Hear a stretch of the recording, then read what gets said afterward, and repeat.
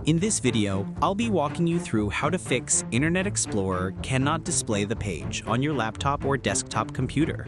Let's get started.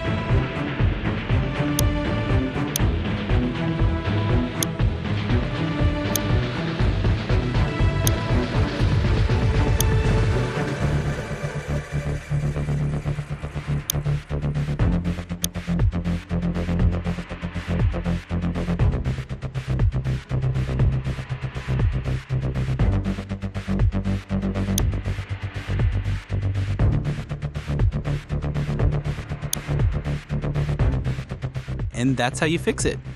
If you found this video helpful, kindly like and subscribe.